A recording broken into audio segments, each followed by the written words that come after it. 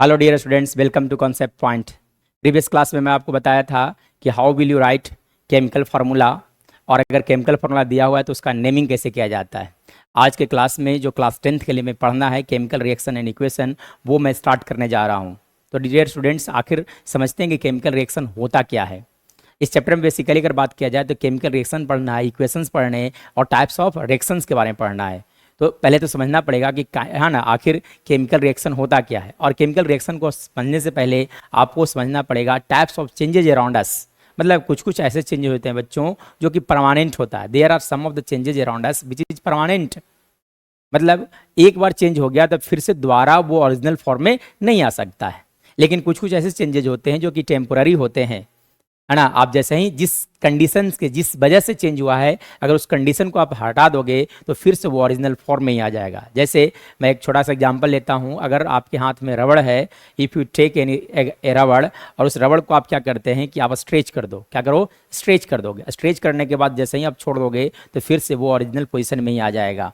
यानी कि ये चेंजेस जो है वो टेम्पोररी है, और जो चेंजेस टेम्पोररी होता है बच्चों, उसे हम लोग बोलते हैं फिजिकल चेंज। और वैसा चेंज जो परमानेंट होता है उसे हम लोग बोलते हैं केमिकल चेंज। और इस चैप्टर में हम लोग को पढ़ना है केमिकल चेंज के बारे में पढ़ना है। जैसे मैं एक छोटा सा एग्जांपल लेता हूं, जैसे formation of curd from milk. Formation of curd from milk, this is an example of chemical change. Sir कैसे?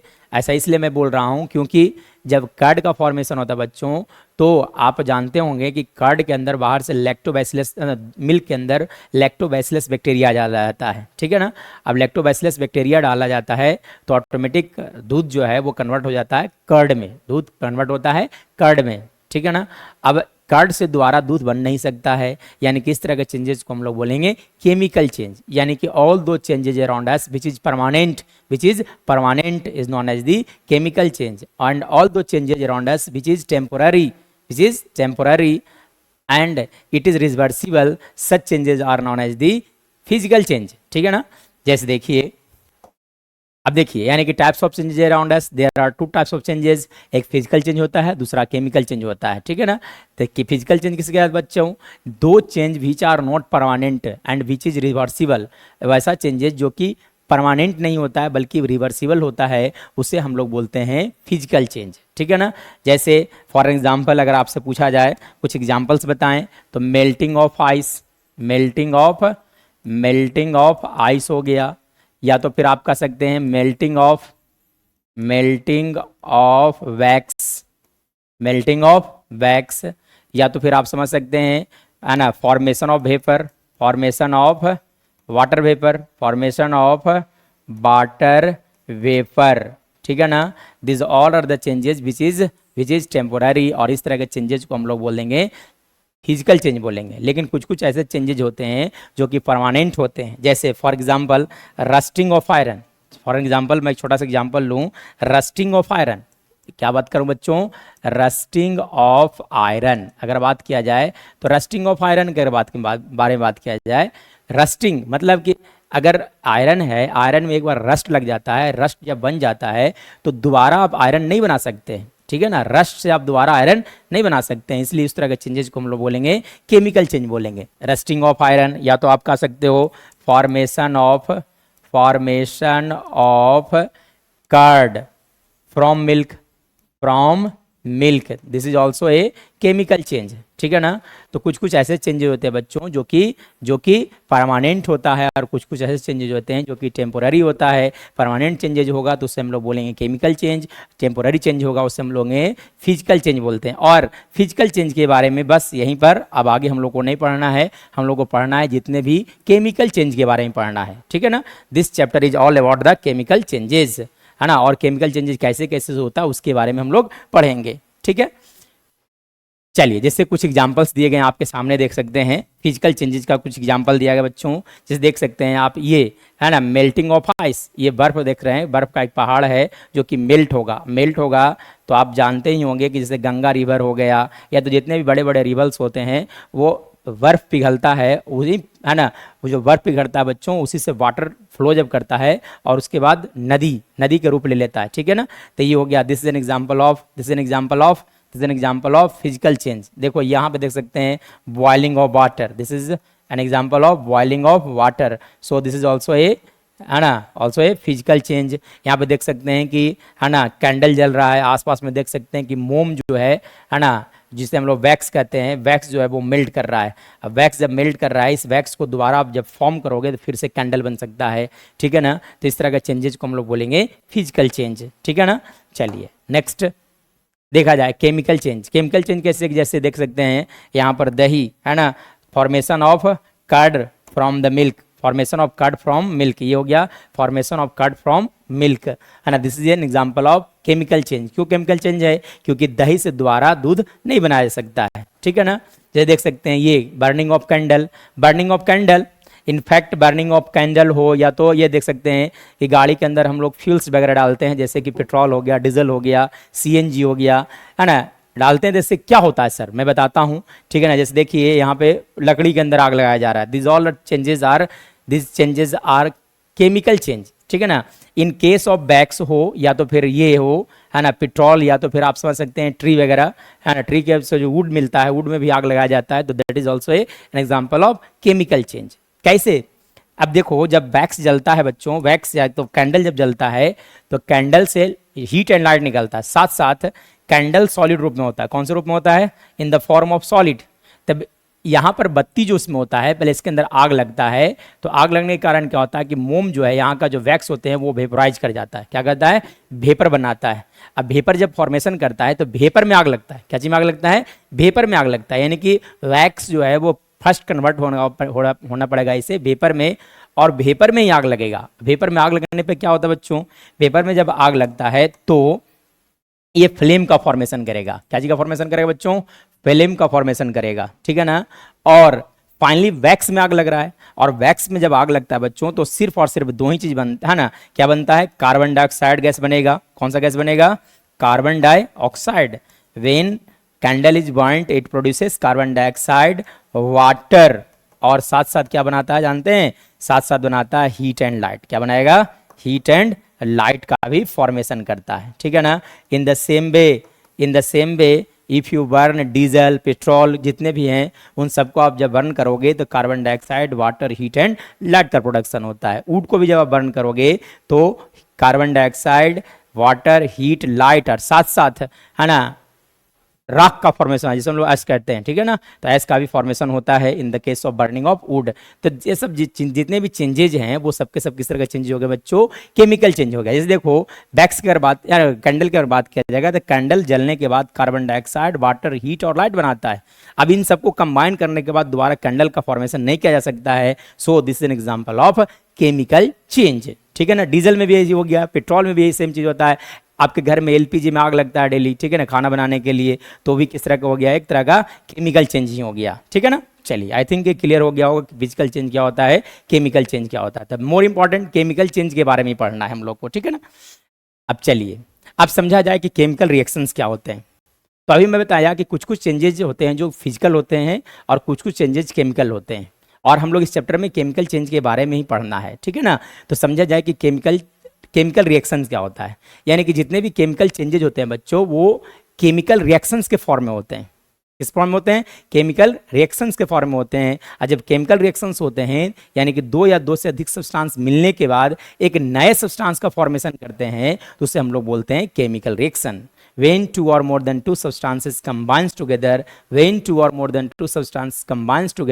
to form a new substance, whose property is entirely different from the original one, उसे हम लोग क्या बोलेंगे? Chemical reaction. Point to be noted, हमने क्या बोला? Property must be different, पहले वाला से प्रॉपर्टी डिफरेंट होगा। फॉर एग्जांपल जब हाइड्रोजन ऑक्सीजन के साथ कंबाइन करता है, एक छोटा सा एग्जांपल समझा जा सकता है कि हाइड्रोजन प्लस ऑक्सीजन दोनों कंबाइन करता है, कंबाइन करने के बाद वाटर का फॉर्मेशन करता है, ठीक है ना। अब आप लोग जानते होंगे कि ऑक्सीजन के बारे में कि ऑक्सीजन जो होता है आप बैलेंस कर लीजिए, 2 से मल्टीप्लाई किया जाए तो 2 से मल्टीप्लाई करोगे, यहाँ 2 से मल्टीप्लाई। अब देखो ऑक्सीजन जो होता है वो सपोर्टर ऑफ कंबसन होता है, ये सपोर्ट करता है, सपोर्टर ऑफ कंबसन हो गया, मतलब ये सपोर्ट करता है, ये आग लगाने में सहायता करता है, ठीक है ना। और ये हाइड्रोजन जो है वो कंबसिबल होता है। ये कैसा होता है बच्चों?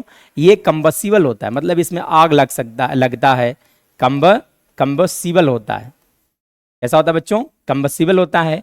जब ये दोनों कंबाइन करता है तो वाटर का फॉर्मेशन करता है। अब वाटर एक ऐसा फॉर्मेशन, एक ऐसा सब्सटेंस का फॉर्मेशन करता है कि जब जलते हुए चीज़ पे आप फेंक दोगे, वाटर डाल दोगे तो वो बुझ जाता है, ठीक है ना। यानी कि देखिए ये वाटर का जो प्रॉपर्टी है वो हाइड्रोजन और ऑक्सीजन से दोनों से एकदम बिल्कुल अलग है। क्यों? क्योंकि एक सपोर्ट करता है जलने में, दूसरा जलता है, लेकिन तीसरा वाटर क्या करता है, उसे बुझा देता है, ठीक है ना। यानी कि व्हेन टू और more than two substance combines together to form a new substance, जब दो या दो से अधिक सब्सटेंस मिलने के बाद एक नया सब्सटेंस का फॉर्मेशन करता है जिसका प्रॉपर्टी बिल्कुल पहले से अलग होता है, उसे हम लोग बोलते हैं केमिकल रिएक्शंस, ठीक है ना। So this is an example of chemical reaction. मतलब जब हाइड्रोजन ऑक्सीजन के साथ कंबाइन करता है तो वाटर का फॉर्मेशन करता है। This is an example of chemical reaction, क्योंकि यहाँ पे वाटर का जो फॉर्मेशन हुआ इसका प्रॉपर्टी हाइड्रोजन और ऑक्सीजन से बिल्कुल अलग था। अब यहाँ पे मोर इंपॉर्टेंट क्वेश्चन अराइज होता है कि वाटर का प्रॉपर्टी, आखिर वाटर तो हाइड्रोजन और ऑक्सीजन से बना हुआ है। अब बना हुआ है तो रिएक्शन से पहले भी हाइड्रोजन और ऑक्सीजन था, बाद में भी हाइड्रोजन और ऑक्सीजन है। इसका प्रॉपर्टी जो वाटर का है वो हाइड्रोजन और ऑक्सीजन से डिफरेंट क्यों हो गया?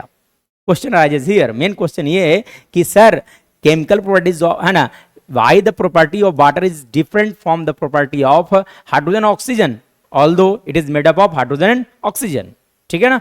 तो क्यों डिफरेंट होता है? ऐसा इसलिए होता है बच्चों क्योंकि जो जितने भी एटम्स रिएक्शंस में भाग लेते हैं उनका रीअरेंजमेंट होता है, फिर से रीअरेंज करते हैं।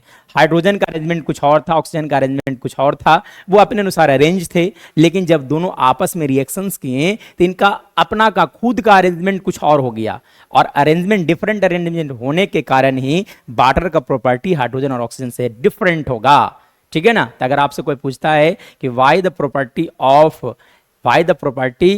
ऑफ इसे देखो बच्चों, एक मिनट और देखिए, जो रिएक्शंस में भाग लेते हैं उसे हम लोग बोलते हैं रिएक्टेंट। यानी कि जैसे देख सकते हो आप, हाइड्रोजन प्लस ऑक्सीजन ये दोनों रिएक्शन में भाग लिया, इसलिए हम लोग बोलेंगे इसे बोला जाता है रिएक्टेंट।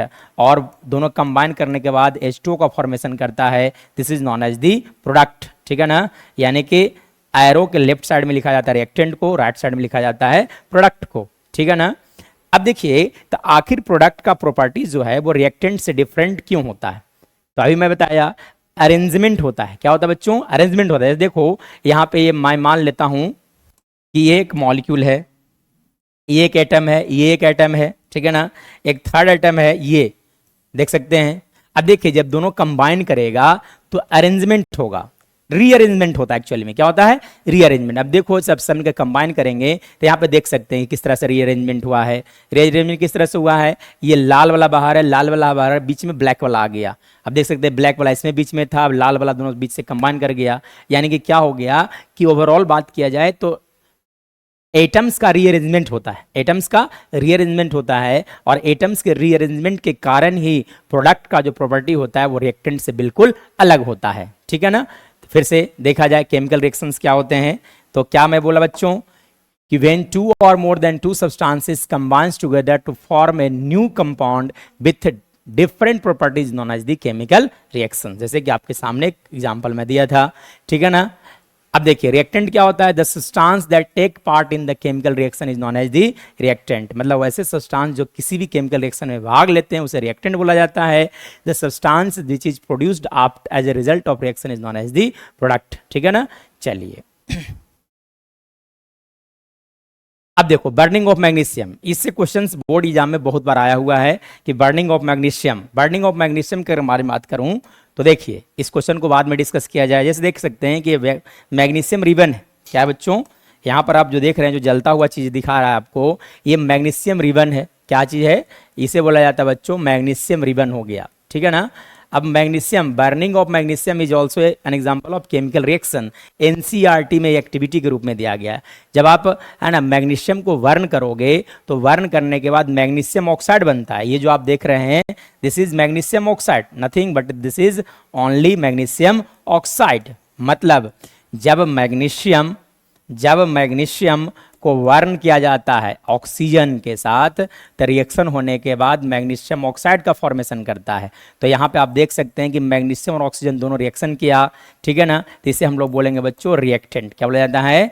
रिएक्टेंट बोला जाएगा। और इधर में जो मिल रहा है इसे हम लोग क्या बोलेंगे? प्रोडक्ट बोला जाता है। क्या बोला जाएगा? प्रोडक्ट बोला जाएगा। यानी कि दिस इज प्रोडक्ट, ये क्या हो गया? प्रोडक्ट हो गया। और है ना, ये जो जला मैग्नीशियम, जो मैग्नीशियम और ऑक्सीजन दोनों कंबाइन करने के बाद मैग्नीशियम ऑक्साइड का फॉर्मेशन किया, इसलिए इसे हम लोग बोलेंगे रिएक्टेंट। ठीक है ना। तो अगर मान लीजिए मैग्नीशियम को बर्न किया जाता है तो मैग्नीशियम जब जलता है बच्चों तो बहुत ही डेजलिंग लाइट प्रोड्यूस कर सकता है। आप देख सकते हैं कि यहाँ पे बहुत ही डेजलिंग लाइट प्रोड्यूस करता है, बहुत ही इतना डेजलिंग लाइट होता है। कहने का मतलब ये हो गया कि आपका आंख इसके सामने नहीं टिक सकता, इतना ज़्यादा बहुत ही एकदम डेजलिंग लाइट प्रोड्यूस करेगा। ठीक है ना, बहुत ज़्यादा चमकता है ये लाइट जो प्रोड्यूस होता है जो। ठीक है, चलिए अब जलने के बाद मैग्नीशियम ऑक्साइड बनता है। मैग्नीशियम ऑक्साइड कैसा होता है तो देख सकते हैं मैग्नीशियम ऑक्साइड का कलर उजला होता है। ठीक है, चलिए अब यहां से एक बहुत ही इंपॉर्टेंट क्वेश्चन है जो कि बहुत बार बोर्ड एग्जाम में आ चुका है कि मैग्नीशियम को जलाने से पहले मैग्नीशियम रिबन को सैंड पेपर से रगड़ा जाता है। क्यों, ऐसा क्यों किया जाता है? ठीक है ना, चलिए देखिए एक क्वेश्चन है, why should magnesium ribbon be burned with sand paper before burning. मतलब जलाने से पहले मैग्नीशियम रिबन को सैंड पेपर से क्यों रगड़ा जाता है, साफ क्यों किया जाता है? ठीक है ना, तो इसका एक्सप्लेनेशन क्या होगा बच्चों? ये देखिए मैग्नीशियम एक रिएक्टिव एलिमेंट, मैं मान लेता हूं कि मैग्नीशियम रिबन है आपके हाथ में, तो यहाँ देख सकते हैं मैग्नीशियम रिबन है। अब मैग्नीशियम जो है वो ऑक्सीजन, इन्वायरमेंट बहुत ज़्यादा है, इन्वायरमेंट में ऑक्सीजन बहुत ज़्यादा है। ठीक है ना, अब क्या हो सकता है कि मैग्नीशियम ऑक्सीजन के साथ कंबाइन करने के बाद ऑलरेडी इसके ऊपर एक सरफेस पर मैग्नीशियम ऑक्साइड का लेयर बना हुआ होगा। ठीक है ना, यानी कि इसके ऊपर अगर बात किया जाएगा तो मैग्नीशियम ऑक्साइड का एक पतला लेयर बैठा हुआ होगा। लेकिन जब आप सैंड पेपर से रगड़ लोगे तो मैग्नीशियम ऑक्साइड का जो लेयर होगा वो क्या हो जाएगा? खत्म हो जाएगा। ठीक है ना, और जब ये खत्म होगा तो खत्म जब हो जाएगा बच्चों तो इससे फायदा यह होगा कि जब मैग्नीशियम रिबन को जलाओगे तो वो डेजलिंग लाइट प्रोड्यूस करेगा। जलाया जाता है, पॉइंट टू बी नोटेड, जलाया जाता है, खुद नहीं जलता है, बल्कि यहाँ भी तो रिएक्शन हो रहा है, लेकिन यहाँ पे डेजलिंग लाइट प्रोड्यूस नहीं करेगा, बल्कि उसे जलाओगे, हीट किया जाता है, तब वो डेजलिंग लाइट प्रोड्यूस करता है। ठीक है ना, चलिए यानी कि अगर आपसे कोई पूछता है कि मैग्नीशियम रिबन को है ना रिएक्शंस जो आप लैब में परफॉर्म कर रहे थे उससे पहले क्यों रगड़ा जाता है सैंड पेपर से, तो कारण क्या होगा कि सर मैग्नीशियम रिबन के ऊपर है ना मैग्नीशियम ऑक्साइड का एक पतला लेयर बैठा होता है। सैंड पेपर जब रगड़ा जाता है तो उससे फायदा ये होता है कि मैग्नीशियम ऑक्साइड का लेयर हट जाता है और रिएक्शंस आसानी से और अच्छे से हो पाते हैं। ठीक है ना, चलिए हाँ, तो burning of magnesium is an example of chemical change. Burning of magnesium is an example of chemical change. अब देखिए there are some of the chemical reactions which are taking place in our day to day life. अब देखिए बहुत सारे ऐसे reactions हुए हैं जो कि हमारे डे टू डे लाइफ में हो रहा है लेकिन पता नहीं चलता है। जैसे देखिए अगर कोई एक अनएजुकेटेड लेडी भी होगी तो वो घर में खाना बनाती है ना, अगर मान लीजिए उसके बारे में बात किया जाए तो वो भी केमिस्ट्री वहाँ पे अप्लाई कर रही है लेकिन उसे पता नहीं चल रहा है। जैसे देख सकते हैं यहाँ पे एक ओवन है, इस ओवन के अंदर लकड़ी जला जा रहा है। जब लकड़ी, मैं अभी बताया था कि कोई भी फ्यूल हो, फ्यूल करने का मतलब पेट्रोल हो गया, डीजल हो गया, सीएनजी हो गया, एलपीजी हो गया, कोई भी फ्यूल होगा, जब वो बर्न होता है बच्चों तो carbon dioxide, heat, carbon dioxide, water, carbon dioxide, water और हीट और लाइट का फॉर्मेशन करता है, हीट एंड लाइट देता है। हीट एंड लाइट जो देता है इसी कारण से हम लोग एलपीजी वगैरह से खाना बनाने का काम करते हैं। ठीक है ना, चलिए कार्बन डाइऑक्साइड इन्वायरमेंट रिलीज हो जाएगा, वाटर भी इन्वायरमेंट रिलीज हो जाएगा। ठीक है ना, जैसे देखिए यहाँ पे भी एक केमिकल रिएक्शंस हो रहा है लेकिन बहुत सारे लोगों को ये मालूम नहीं होगा कि यहाँ पे केमिकल रिएक्शन हो रहा है कि नहीं हो रहा है। रिएक्शंस हो रहा है क्यों? क्योंकि carbon dioxide, water, heat and light साथ साथ ऐश का फॉर्मेशन होगा अगर लकड़ी है तो। ठीक है ना, देखिए ये है ना दीपावली में हम लोग है ना वो जलाते हैं, दिया वगैरह जलाते हैं, तो ये भी जो यहाँ पे भी आप देख सकते हैं कि एक तरह का केमिकल चेंज है। कैसे केमिकल चेंज है? केमिकल रिएक्शंस हो रहे हैं। कैसे बात किया जाए, ये देख सकते हैं कि यहाँ पे जब ये जलता है बच्चों तो इसके अंदर जो हम लोग तेल डालते हैं, जो भी इन द फॉर्म ऑफ तिल का तेल हो या तो जो भी हो, मस्टर्ड ऑयल हो, तो क्या होता है कि ये बत्ती पर, यहाँ पे जब ये बत्ती जो इसको खींचता है यहाँ पर, ठीक है ना, और यहाँ पे हीट के कारण वो वेपोराइज होता है। क्या होता है? वेपोराइज होता है। और वेपोराइज होने के कारण यहाँ पे फ्लेम का फॉर्मेशन होगा। ठीक है ना, एक्चुअली में जब कोई भी चीज़ जलता है, देखो बच्चों एक जनरल अगर मैं आपसे बात करूँ तो जब कोई भी चीज़ जलता है तो दो तरह का कंबसन जब सब्सटेंस का होता है तो दो तरह से होता है।